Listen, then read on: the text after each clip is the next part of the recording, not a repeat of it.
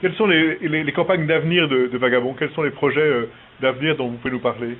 Le tout premier, c'est ça, c'est la mission avec Takuvik, quand même le gros morceau pour cette année. En parallèle avec le programme d'études de la géophysique de la banquise pour Christian Haas, pour l'université York à Toronto, donc ça c'est la 4e année. Là on vient tout juste de passer d'une saison à l'autre, de l'été à l'hiver, donc on va commencer à penser à l'été prochain d'ici 1 ou 2 mois, et puis on va doucement caler le planning sur les destinations souhaitées par les chercheurs qui nous sollicitent. Même question à Adrien et Clémentine, quels sont les projets d'avenir des Ailes pour la science?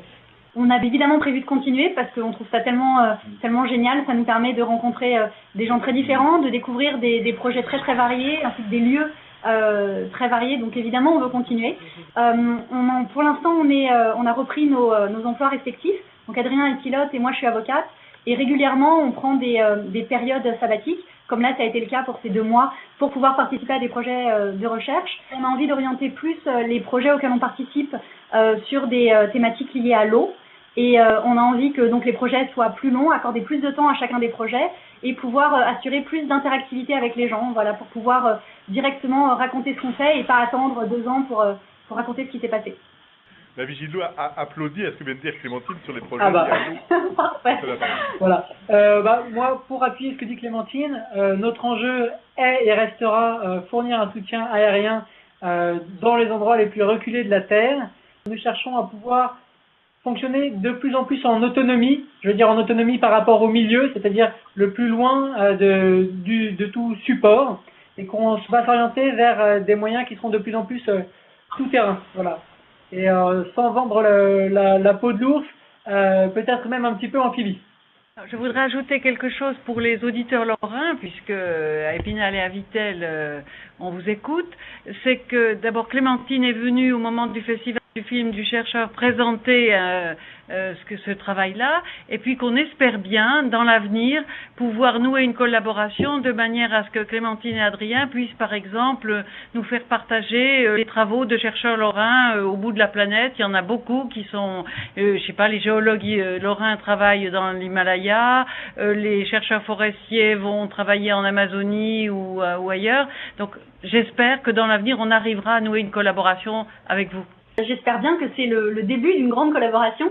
Des Ailes pour la science, c'est encore les premières années. Ça fait maintenant à peu près 4 ans qu'on fait ça. Donc on met en place des moyens aériens dans des endroits assez reculés pour participer à des projets de recherche et donc rencontrer des scientifiques et les assister sur leur recherche sur le terrain.